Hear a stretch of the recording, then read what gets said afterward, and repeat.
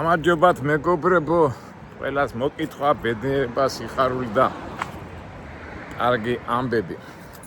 ჩვენ გავაგზავნოთ ჩვენი, ასე ვთქვათ, ბიოგრაფიული, ბიზნესური ისტორიები, რომელიც მე გადამხდა და განვიხილოთ ის ბნელი წლების საწყისი, ის უბედური პერიოდი, რომელიც მოხდა 91-92 თქვენ გახსოვთ ხო ეს აშინელება ქართველების ეს სიძღვილი რომელიც მოხდა.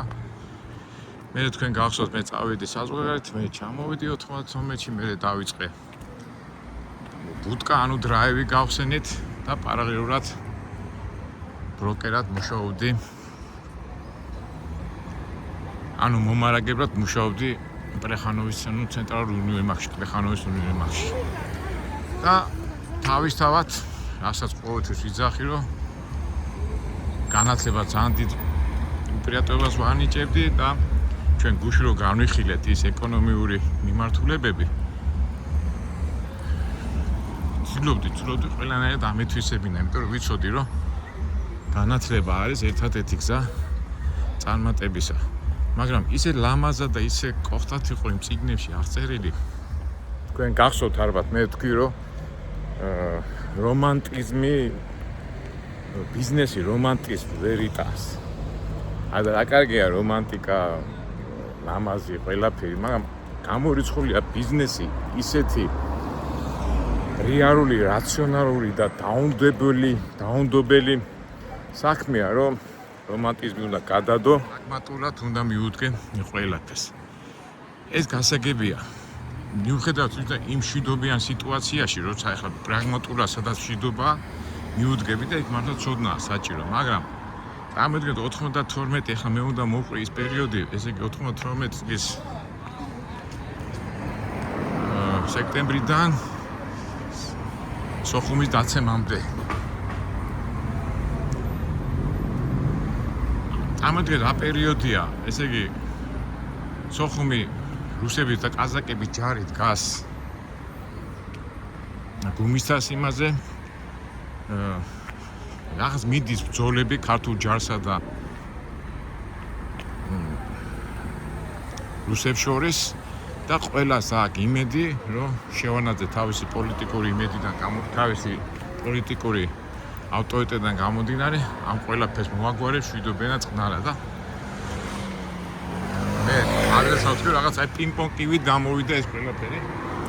ჩვენი ქართველი ბიჭები აიღებდნენ ცენტს, მე უკან წამოვიდოდნენ, გადავიდოდნენ გუმისთაზე, გუმისთაზე არ გადასვლა, შრომაში ადიოდნენ ხოლმე და დაიმახსოვრეთ მეგობრებო ეს სოფელი შრომა, რომელიც მე ძალიან ტრაგიკული ამბები შემემთხვა, მაგასაც მოვყვები, როცა დრო მოვა ქრონოლოგიურად და შრომას, ესე იგი ვინც სოხუმი იცის, შრომა არის სოხუმის ზემოთა მხარეს და იქ იდგნენ ჯარი, ხან უკან წამოვიდოდნენ, ხან უკან და გუმისთას იმაზე, გუმისთას ასე გადმოდიოდნენ, ზემოთა მხრიდან გადმოდიოდნენ. აი ესე გაწერდა, აი ახლა როგორც ახლა რუსეთი რომ უკრაინის ფრონტზე ნელა აუჩქარებრივ იდგა, აი ესე იდგა საქართველოს ტერიტორიაზეც და რომ ვადარებ ხომ, ახლა რომ ვფიქრობ ხომ ამ უკრაინისა და რუსეთის ომს, აი ზუსტად ის პერიოდი მახსენდება. მაგის სხვა თემა ხო და პერიოდულად ხალხი ახლა უბანში რომ დავჯდებოდით ხომ, ან საუბრობდით ხომ, რა ხდება, კაცო, ან ისე გააკეთე, ან ასე გააკეთე. სულ რაღაც პოლიტიკურ სულებს ვანგარიშობდით და როგორც ხდება, დღემდეც ასე გრძელდება. პოლიტიკოსია, ყველაფერი იცის, მაგრამ საბოლოო ჯამში ზემოთ რა ხდება და ვინ რას წვითავს და როგორ აკეთებს, არავინ არ იცის. იმ ჩემ უნივერსიტეტში, ინსტიტუტში, ეს მეორადი ინსტიტუტი იყო, ხო? 3 საათამდე იქ ვიყავი, შაბათ-კვირას ჰქონდა დასვენება და ძალიან მეცადინეობდი და გახსოვთ, მე მოვდიოდი ხან უნივერმაღში მივიდიოდი, რაღაცას მოვაგვარებდი იმას ამბავში და ძირითადი შემოსავალი იყო აი ჩემი, აი ამ ტერიტორიაზე ვიყავი, ბუტკა დრაივის და აი აქ იყო ჩემი, ჩვენ აქ ვიყავით, ეს ჯიხური აქ მუშაობდა და მეორე მეგობრის ჯიხური, უბნელებთან იქ ვიყავი წიში იქიდან მხარეს და ჭიასთან ერთად აი ამ მხარეს ვიყავი. ესე იგი გახსოვთ არა ვილაპარაკეთ რომ ესე იგი 6 საათის შემდეგ ახლა მანქანებია ვინა რა დადიო რა უნდა დაამბოს მანქანებს თუ ვინმე გამოვიდოდა ისიც ან მხედრიონელი ან გვარდიელი ავტომატით მოიწვიან დაჯილი გინოდნენ და ვაიმე მეგობრებო იმდენი ჩხუბები მქონდა მე უბნელები მეხმარეთი 5-6 კაცი აქ იდგა ხოლმე და გამოკაჩვა ზოგჯერ ვეუბნებოდი ძმაო იმას იცნობ არ აინტერესებდათ ესე იგი იარაღი ჰქონდათ და წინა ვიდეოშიც გითხარი რამდენი ესე იგი ჩეხავდით ადამიანს ისინი ჩეხავდნენ და ჩხუბობდნენ არ ვიცი მე იმ პერიოდში ვიჩხუბე იმდენი მაგრამ ნუ საშინელება იყო სისხლი უბედურება და მთელი ამბები არ აინტერესებდათ მხედრიონი ხო იცი მხედრიონი უფრო ძირითადად თბილისელები იყვნენ და ეხლა რა ხდება გვარდიაში იყო ავაზა ირაში ფოცხერი ავი 1000 ვერ გაიგებდი რა ვინ არის მე ავაზის წევრი ვარ ისანო არ ვიცი ახლა მე გულახდიად გეთა არს მოველოდი რომ ასეთი სიბინძურე მოხდებოდა ახლა ჩვენ მაინც საბჭოთა კავშირიდან წამოსული და ეს ამსხელა ნაგავიდან ნაძირალა მე ძმაო სოხუმში მოვომ იქ სისხლავრი ტალახში და შენ ახლა ერთი სიგარეტი ვერ მოგიცია ის ვერ მოგიცია და ნუ რაღაცები და მე აქინა ძმაო მე მეომარი კაცი ვარ და შენ აქ ვაჭარი ხარ და ვაჭრობ და აქცემ და ნუ გუშინაც ახლა გუშინ წინ ვიყავი სუფრა ვიხსენებდით ახლა უბნელები ვიჯექე და ნუ საშინელი დრო იყო ახლა კი ვიცინით მაგრამ ნუ მოკლედ კოგენ საშინელი დრო იყო ახლა უყურეთ მე პოლიტიკური მაშინ გახსოვთ იუგოსლავიაც იშლებოდა და უბედურება რა იყო ის მაშინაც დაყოფილი იყო საზოგადოება ეს მხედრიონელები იბრძოდნენ სამეგრელოში ებრძოდნენ ზვიადისტებს ქობალიას მე აქედან ბიჭო შენ სოხუმში ომობ თუ მეგრელებს ებძვი და ესეთი ლაპარაკები იყო დიდი დომხალი საათი 8:30 და უკვე 6 საათის შემდეგ ჩემს საკუთარ უბანში უკვე ხალხი აღარ დარდიოდა ეშინოდა თუმცა ჩემი უბანი მაინც სხვა უბნებისგან განსხვავებით ვაკე საბურთალო ვეკითკე უფრო უკეთესი იყო იმიტომ რომ აქ მაინც ერთმანეთს ვიცნობდით და ასე თუ ისე ვაკონტროლებდით წავიდა ქურდობები მაიმუნობები და წინა ვიდეოშიც გითხარი რომ აი ჩემი უბანში მინდა და ჩვენ ყველა ერთმანეთს ვიცნობდით არც ერთი ბინა არც ერთი ის არ წყდებოდა მაგრამ არ წყდებოდა მაგრამ ხალხს უნდა და მუშაობა ფული და შემოსავალი არ იყო ამ დროს გაწყდა შუქები აღარ იყო წყალი არ იყო იმიტომ კი სიგნალი იყო გარშემო და ავიცი ძალიან დისკომფორტული დრო იყო ნახეთ ახლა რა ამბავი მოძრაობაა განათებულია გამონათვლია ეს სიგნელიში ადამიანებს ეშინოდათ სიარული ნუ ქალებს განსაკუთრებით ერთი მხრივ საინტერესო მომენტი იყო უკვე ჩემში ეხლა მე უნივერმაგში ხო დავდიოდა უკვე ვადარებდი ქუჩას დიდი ენერგია მიქონდა ეს ძალადობა უხეშობა და იქით უკვე უნივერმაგში და ქალაქში უკვე კომერსანტები რას აკეთებდნენ როგორ აკეთებდნენ საიდან მოქონდათ ფული ბევრ რაღაცაში ვერ კვეოდი და ალბათ ბევრი შეცდომები დაუშვი მაგრამ შეცდომები იმდენად არა რამდენიც ვერ ვხდებოდი იმიტომ რომ ჩვენ რო სწავლობდით კლასიკურად ეკონომიურ პროცესებს იმ ტერმინებს და იმ ეკონომიურ მიმართულებებს რეფორმებს თითქოს ამ ჩემ ბუტყაში რაღაცას დებდი კომერციულ დადებებში და იმეებში რა ეს მარკეტინგული წესებიდან გამომდინარე რა უნდა დადო როგორ უნდა გაყიდო მაგრამ მოვიდოდა რაღაცა უხეში ძალა ან ვიღაცა ჩხუბი გადარდა ეს ყველაფერი ინგრეოდა სწავლი რასაც სწავლობდი იმ ინსტიტუტში ყველაფერი წყალში მეყრილებოდა და უკვე შეეჯახა ჩემ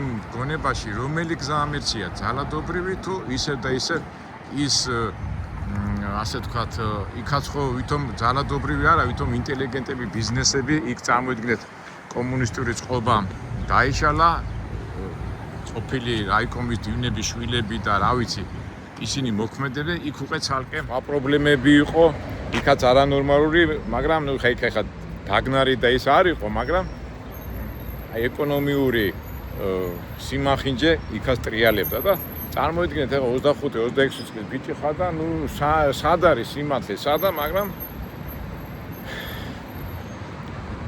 ქუჩამ მაინც ხუჩე აშკაცური რომანტიკური უკვე ქუჩის ბიზნესმა გადმომიზიდა. ეხლა რას გულისხმობ ქუჩის ბიზნესში? ბიზნესი. საბჭოთა კავშირი დაინგრა, მომარაგება დაინგრა როგორც უნივერმაგში და გახდა აუმარჯოს. გახდა დეფიციტი ბენზინი. ბენზინი და საწვავი არ შემოდიოდა საწვავი და დადგა რიგები ბენზინ კალონკებზე, ანუ აქვე იმას. ბენზინ გასამართავ სადგურებზე ერთი ბაკი რო ჩაკესხა 40 ლიტრა, მაშინ რამდენი ღირდა 20 ცეთრი თუ 25, არა, მაშინ თეთრები არ იყო, კაპიკები იყო, რუსული კაპიკები. ადამიანები დილით მიდიოდნენ და ერთი მთელი დღე დგებოდნენ რიგში, რომ მანქანაში ბენზინი ჩაესხათ. მე გააკეთეს რაღაც შეზღუდვები, რომ 40 litrაზე მეტი არ უნდა გეყიდა, ერთ ყიდვაზე მე 20-მდე ჩამოიყვანეს და ადამიანები კანისტრებით ინახავდნენ პადვალში და რავი, სადაც სანახავი იყო, იქ ინახავდნენ ხოლმე და ამ პადლებიდანა წავიდა ეს ხო, წავიდა ქურდობები და პადლებს ტეხავდნენ და ვინმე თუ გატეხავდა პადვალ და იქიდან კანისტრა ბენზინს მოიპარავდა, ბედნიერი იყო. მანქანები იყო, საწვავა იყო, ბევრმა გააჩერა მანქანა. ესე იგი, გააჩერეს მანქანები, იმიტომ რომ ჯერ ხო საწვავი იყო დეფიციტი, ეხლა ძალიან თუ არ გაუჭირდებოდა, გამორიცხულია, არ გამოვიდოდა ადამიანი მანქანით და თუ გამოვიდოდა ან მხედრენელი, ან გვარდიელი, ან ვიღაცა დააყაჩაღებდა, მანქანასაც წაართმევდა და იყო ერთი გამახსენდა ერთი ამბავი, ამ მანქანებს ხო იტაცებდნენ ხოლმე და ასეთი, არ ვიცი ახლა მე არ გამიგია, არა, გავიგე უბრალოდ მე არ მინახია.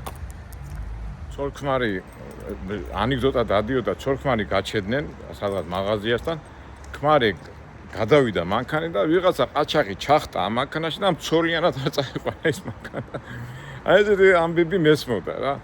ფაქტიურად საშინელება იყო. საბურავებს იპარავდნენ, აკუმულატორებს იპარავდნენ და იარაღი იყო გარშემო. ეხლა მაგალითად ახლა მანქანა იდგა ასე და მოადგებოდნენ პიტაბერ აკუმულატორებს, ან შუშას გატეხავდნენ პიტაბერ აკუმულატორს იღებდა და იქიდან უყვიროდა პატრონი, რასაკეთებ და აქიდან უკვე ყაჩაღიდან ძარცველი პიტაბი იარაღით მიადგებოდა და ესროდა ხოლმე პატრონს.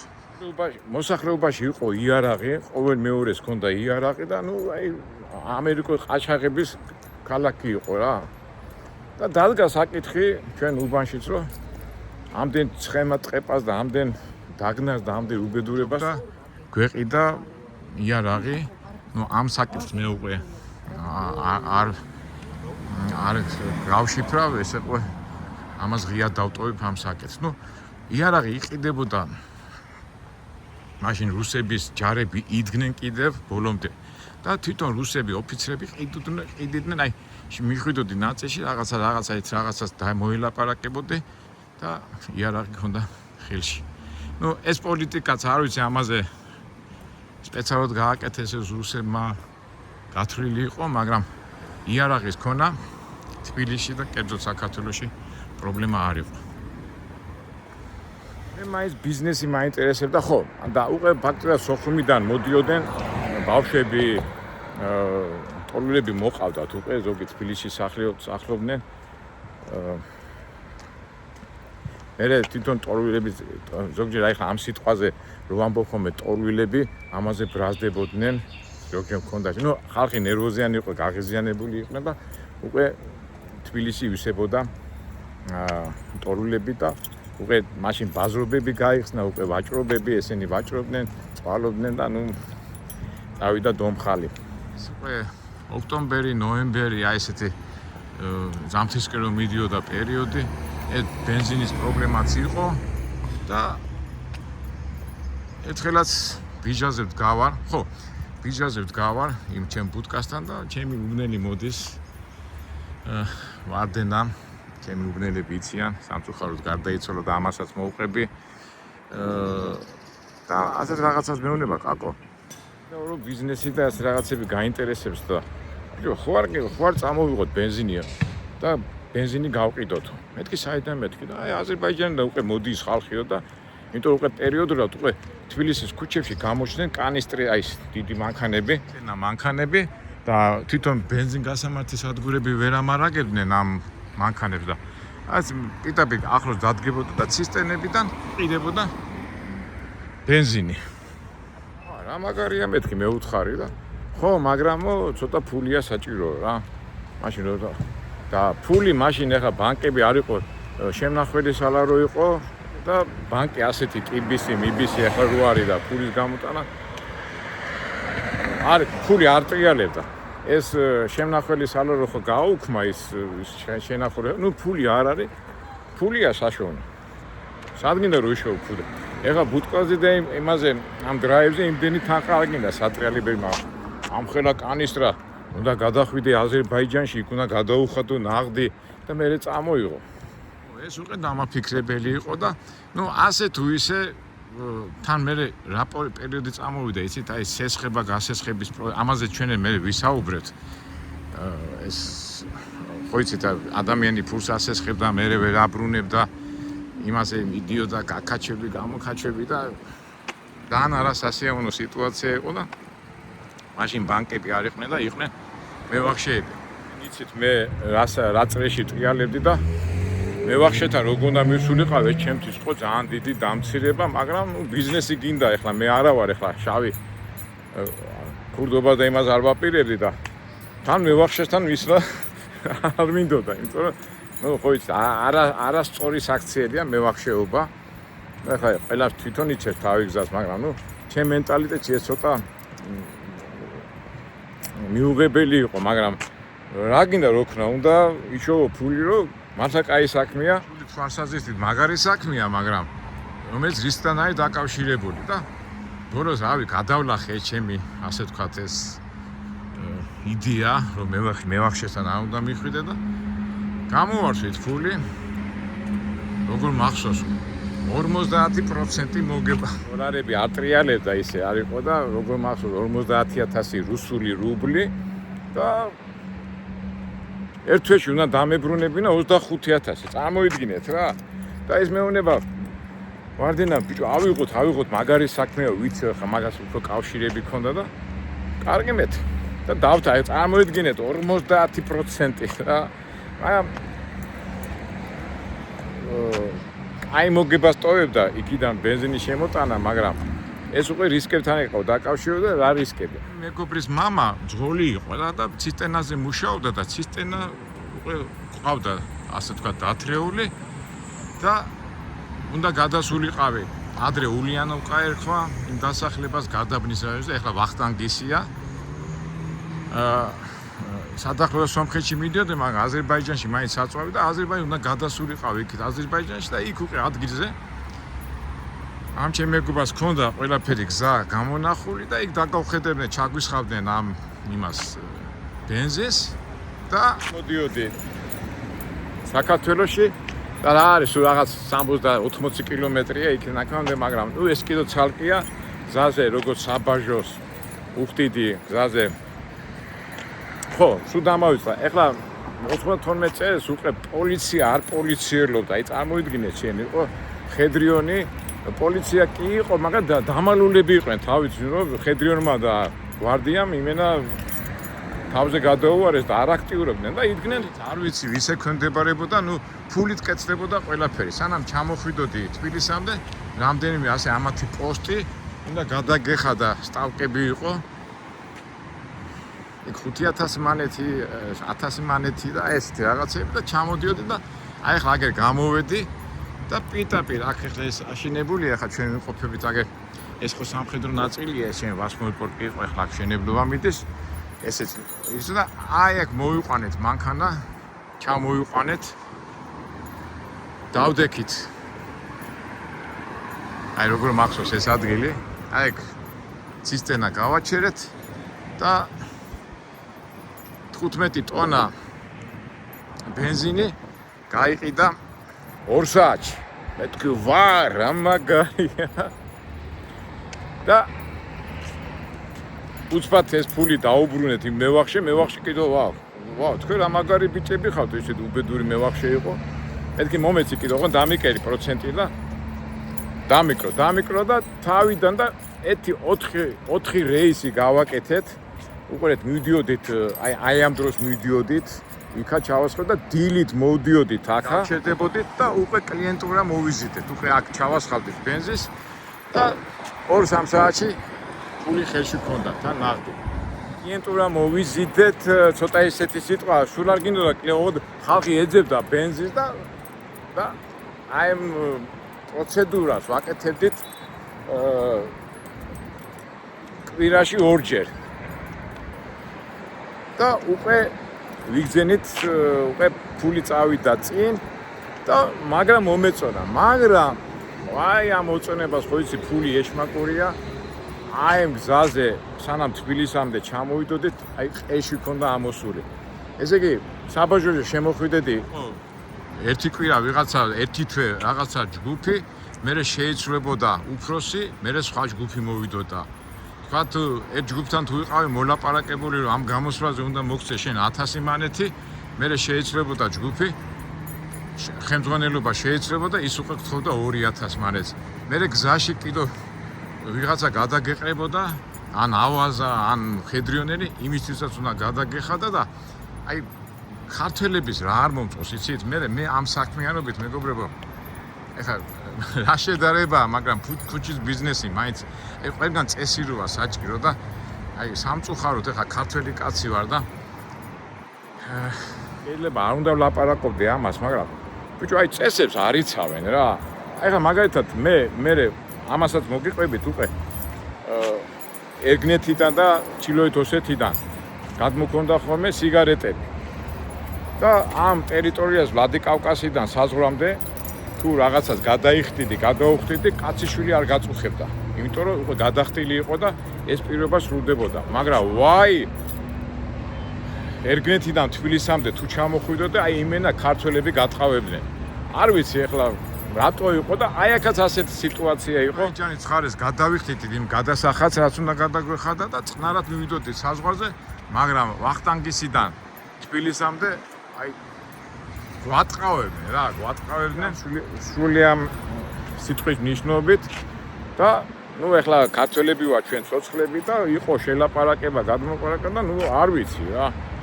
ერთ თვეს დაგვიფასებდნენ თქვა 5000 მანეთს, მეორე თვეზე გეუბნება 10000 მომერ 15. აი ესე გვიზიდავდნენ თუ არა და არ შეგიშვებთ. ეხლა მიდით ეხა ეჭიდავი ამ ფორმიან ხალხს და აი ამ ორონტრიაში ვიყავით რა. აი თქვენ ავტორიტეტები რატო გიყვარს და შავი სამყარო. ეს წესი იქ რაღაცას რომ მოილაპარაკეთ. всё სრულდება. თუ დაირღვევა ამაზე პასუხი გეთხოვებოდა, მაგრამ იმ პერიოდში, რავი 90 რა ვიცი ეს ხედრიონი იყო, ავაზა იყო, გვარდია იყო, ვინ იყო, იმის უბნელი ხა არ აინტერესებდა. აი უნდა არ გადაიხდი და დაგიცხრილა ამ ცისტენერ და ესეც ცალკე სანერგულო იყო, მაგრამ ნუ მაინც ვახერხებდით რაღაცას, მაგრამ დიდი ნერვების ფასად. ამას დაემატა კიდევ ისა. ეხლა ჩვენ ასე თქვა პირველი მერცხლები ვიყავით, მაგრამ ხო იცი საქართველოში როგორ ცედება. ვიღაცა გახსნის კომერციულ ბუტკას, უცბად კომერციული ბუტკები იხსნება. ვიღაცა გახსნის ბენზინკალოკას, უცბად დადგავდა, უცბად გვერდზე 10 ამოგიტყება და გაიგეს ეს ამბავი, რომ ბენზინი აზერბაიჯანიდან შემოდის და უკვე ცალკე გამოგვიჩნდნენ. კონკურენტები უკვე ქართველებს გულისხმობ, მაგრამ იმ ყველა ადამიანებს ყავდათ ვიღაცა კრიშა. ანუ ვინც ფარველობდა. ან ფარველობდა ჯაბას ხრიდან ვიღაცა მხედრიონელი, ან თან და იყო ეხა არ მინდა მაგათი გვარების თქმა, იმიტომ რომ სამწუხაროდ ბევრი ეხლა ამჟამად ოლიგარქია იმ პერიოდში გამდიდრებული ადამიანი, მაგრამ ხო იცით ეხლა საქართველოში ყველაფერი კავშირებია და ეხლა ასე პირდაპირ თითი დავადო ამ ოლიგარქებს არ იქნება ჩემი მხრიდან კორექტული. ასეთი გადასახადები რო ქონდა გზაში, მე როგორ მახსოვს, იყო 20 კაპიკი ლიტრა ბენზინი, მე გახდა 25, 40 და წავიდა. მაგრამ ესეც ნერვები იყო, მე დედაჩემმა რო გაიგო, იცოდა ეს ამბები და უკვე ბუტკებიდან გამოდია, ხო ჩხუბობდი და ეხლა აქ უკვე ვერ იჩხუბებდი, იმიტომ აქ უკვე ავტომატიან ტიპებთან ქონდა საქმე, მაგრამ აი ვითომ ლაპარაკობდით, ვერ ვაგვარებდით, ვერ ვაგვარებდით, ანაცნობებით და ნუ აი გალწამაცია იყო, მაგრამ მე მაინც აქტიურად არ ვიყავი, იმიტომ რომ მაინც უფრო სწავლაზე ქონდა აქცენტი გადატანილი, მაგრამ ცუდი ფული არ რჩებოდა. ერთი მანქანი ჩამოტანაზე, ერთი ორ კაცზე, ну, ჩემი მხრიდან ორნი ვიყავით და ვარდიან ხოლმე 4 კაცზე წვებოდა და ერთ ჩამოტანაზე იმ დროისთვის ერთი კაი 40,000 50,000 მანეთი რჩებოდა და კაი ფული იყო რა. რაღაცნაირად სტიმული გეძლეოდა, მაგრამ აი ეს ყაჩაღობები და ისა მაგრამ უკვე როგორ მომენტია, ღირდა, იმიტომ რომ ეხლა მე ისეთ რაღაცას ვაყობ, რა ღირდა, კაცო ის დაგნაე ნერვიულობა და ის, მაგრამ ფული შემოსავალი და იმ ნერვებს. აი ეხლა ამერიკაში რო დავდივარ და რო ვიძახი ხოლმე რომ უნდა გიღირდეს, სამხედრო მოვიდა და ნუ იღებ.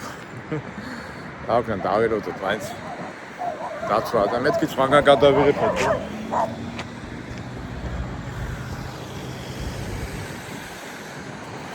ხო და რას ვამბობდი, აი ეხლა ხო ტრაილერზე რო ვიძახი ხოლმე ადრე ღირდა და არ აი რაღაცა ნერვების მოკლა ენერგიის დახარჯვა უნდა გიღირდეს, ის ფინანსური შემოსავალი უნდა გიღირდეს, რომ ეს გადაფაროს და აი მაშინაც ეს საკითხი იდგა. წეღანაც რო ლაპარაკობდი, რომ რატო არ უკმაყოფილო ამ ქართველების ბიზნესიდან გამომდინარე. აი არ ვიცი ეს ჩვენი ხასიათია თუ არ არის ხასიათი. აი მოლაპარაკების დარღვევა უყვართ ქართველებს. იმის მაგალითად ეხლა ხელოსას მოელაპარაკები რაღაცა მე გავა და მოგიმატებს ფას. რაღაცაზე მოელაპარაკები რაღაცა გააბრაზებს თუ რა მიზეზია არ ვიცი მე გიცვლი. აი ეს არ ვიცი ამაზე ალბათ ჩვენ მე კიდევ ვილაპარაკებთ. ეს ცვალებადობა იმის გამო რომ მეტი ფული აიღოს და მარტო თავის ინტერესები გაიტანოს. არ ჯდება რა, აი რაღაცნაირად სამწუხარო და ამ ბიზნეს სამყაროს და თუნდაც აი ხა დღევანდელ პირობებშიც ხო ადამიანები ერთად არიან პოლიტიკაში, ერთად სიტყვაზე რაღაცას აკეთებენ და 1-2 წლის და რაღაცის შემდეგ მე ერთმანეთის წრეები ხდებიან და ვინ არის მარცხარი და ვინ არის მტყვანი, გაიგე და ფაქტიურად ცვალებადობა რაღაცნაირად აი არაწესერების ნიშანია და შინაგანად კომფორტს ქმნის ასეთი სიტუაცია. მე ამ ბენზინის გადმოტანაში უკვე გამოჩნდნენ ცოტა უკვე ჩვენ ყავდა ერთი მანქანა, ერთი ცისტერნა, მაგრამ უკვე ტიპები გამოჩნდნენ, რომელსაც 5 მანქანა ყავდათ, 10 მანქანა ყავდათ და მფარველები ყავდათ. რა ვიცი, ხედვიონში და ვიღაცები ყავდა და ეხა მიდი და უკვე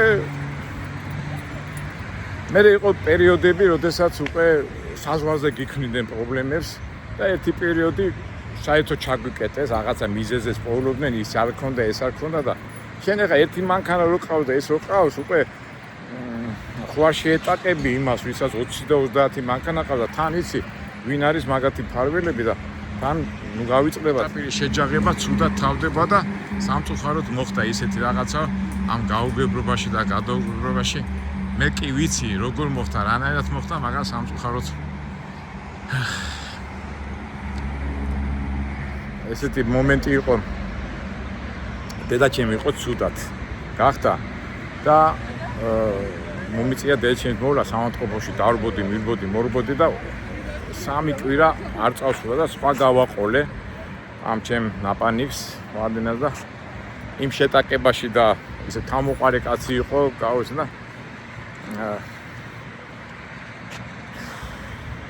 მოკლეს.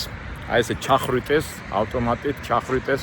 ეს ძალიან დიდი ტკივნეული იყო 35 წლის კაცი და დღემდე არ არის დამთავრებული საქმე, მაგრამ ჩვენ ვიცით, ვინ გააკეთა, რა გააკეთა და მაგრამ რა იპოვი თუ არ იპოვი, მაგას ეხლა წასული ეს კაცი, ვინც ეს გააკეთა, მაგრამ ჩვენი მეგობარი ხერიდან. ავიდა ამ ქვეყნიდან. ეხლა შვილი მაშინ პატარა იყო, ეხლა გაიზარდა და რა ვიცი, აი ესეთი ის არის და ზოგჯერ რომ მეძახებიან ხოლმე და ჩემთან საქმის გარჩევა უნდა და რაღაც ზოგი ეს ფოლოვერები და ვიღაცები შემოხტემიან და მემუქრებიან და ხშირად ვამბობ ხოლმე მეგობრებო, ადამიანებთან საქმეს რო იწყებ, გაიგე ვისთან გაქვს საქმე და რა ბაგაჟი აქვს იმ ადამიანს. ეხლა სიკვდილი უკვე ისეთი დრო იყო, ეს დაყაჩაღებები და სოხუმიდან იმდენი მიცვალებული მოყავდათ, უკვე ჩვეულებრივი ამბავი იყო ჩვეულებრივი როგორ უნდა იყოს ახალგაზრდა ბიჭები 20-დან 30 წლამდე ადამიანებს რო კრავდნენ სოხუმიდან და ასვენებდნენ კლუბოები რო ჩამოდიოდა. აი ეს იყო საშინელი პერიოდი და აი ადამიანი მაინც რა არის რა ყველაფერს რო ეჩვევა, მაგრამ სიტყვა ვთქვი ეჩვევა, მაგრამ როგორ უნდა შეეჩვიო იმას და იყო ძალიან საშინელი პერიოდი. მერე უკვე პრობლემები შეგვიქნეს. სამწუხაროდ ის ხალხი, ვინც მფარველობდა დღეს უკვე არიან ისეთ ადგილებზე, ვარიანტი არ არის. შევხვდა კიდევ არ ვიცი სხვა სალაპარაკო თემა. ქვეყანაში არის გაქანებული ბარდაკი. რა ავტორიტეტი, ის ავტორიტეტი გახსოვთ ხო? ისიც რომ ერთხელ კი არა მეორე ჯერაც დაიბარეს მერე ჯაბა ავტორიტეტებმა და იქაც შელაპარაკება ქონდა და მერე იმ პერიოდიდან უკვე ჯაბა თავისას აწვებოდა რაღაცებს, ნუ არ ვიცი, ფედრიონი რაღაც პოლიტიკოსი აი არ ვიცი, სოხუმში არ ომობდნენ იქ წალენჯი ხაში და სამეგრელოს და აი 1000 ამბები და ნუ აი ძალიან ბარდაკი იყო და ამასობაში მოდის უკვე ეს ხო და უკვე ზოგი დაპყრობებს გვიკეთებდნენ რა, ფაქტიურად გვიკეთებდნენ დაპყრობებს და უკვე ჩემოგებროს უკვე თუ ადრე კვირაში ერთხელ მივიდიოდი და ან ორ კვირაში ერთხელ და ბენზინი ჩამოხდა და უკვე ისეთი დაპყრობები ერთი პერიოდი მანქანა დაგვიპატიმრეს არ გვიშვებდნენ და ნუ მაინც რაღაცას ვაკეთებდით, ანუ და უკვე ჩვენი ძალით და იმაში უკვე ვეღარ მივიდიოდი და ის ზემოდან უკვე დაპყრობები ქონდა, ნუ ფედრიონი გვიქნიდა დაპყრობებს. და იქამდე მიიყვანეს საქმე, რომ გაგვიჩერეს კიდევაც ეს ბიზნესი. მოკლედაც განვიხილავ მე ქვეყნის სიტუაციას. ესე იგი, საზოგადოება გაღიზიანებული იყო ამ ბარდაკის სიტუაციით, მაგრამ დასავლეთი აღიარებდა საქართველოს როგორც დამოუკიდებელ ქვეყანას და სულ მაგას მეუბნებოდნენ. აი ხო ხედავ შევალანძის დამსახურება რომ საქართველოს აღიარა, გაეროში შევიდა და აი ამას გვიტენავდნენ თავს და ამ დროს პარალელურად ტაჯიკისტანიც აღიარეს, თურქმენისტანიც, უზბეკისტანი, ყაზახეთი არ ზომი ყოფილა არაფერი და აკიდო გვიტენიდნენ რომ აი შევალანძე აპოლიტიკოსია, აი მაგარი პოლიტიკოსია, გვაღიარებდნენ და ეკავა ხალხი, და მიდიოდა გაქანებული ბრძოლა ზვიადისტებსა და რა ქვია ამ პუჩისტებს შორის. მაგრამ სოხუმი ეკავა და ერთი მომენტი მოხდა თუ გახსოვთ თქვენ ტამიშის ბრძოლა მოხდა, ესე იგი ტამიში მოგეხსენებათ ოჩამჩირესა და კინდღი, აი ოჩამჩირის შემდეგ არის ტამიში, მერე გალი და ამ თელი პროპაგანდა, ჩვენ მაშინ კიდევ პროპაგანდა არ ვიცოდით რა იყო, მაგრამ ესე იგი რუსების გემი შემოვიდა დესანტი სპეციალურად და აი ნაპირზე ტამიშის მიდამოებში ეს დესანტი გადმოვიდა. ქართველი ბიჭები რომელიც გალში იყვნენ თუ აჩიგვარაში აი მიდამოებში შეეჯახნენ და აი მაშინ მაგარი ბრძოლა იყო და მგონი როგორც ვიცი რაღაც ერთი 200-მდე კაზაკები და რუსები განადგურეს და ატყდა ერთი ამბავი გმირები ვარ ჩვენისა ვარ, კი რა თქმა უნდა გმირები არიან და ისეთი პიარი წავიდა და ეს მიეცა ხალხს იმედი რომ აბა ეხლა შეიძლება იმასაც დასხონ რა ქვია რუსები გაყარონ გუმისთიდან და მეც იცი ახლა ხო იცი აი გიხარია რაღაცა ხო იცი სულ მუდმივად წარუმატებლობა და ეს ისეთი იმხელა სტიმული იყო და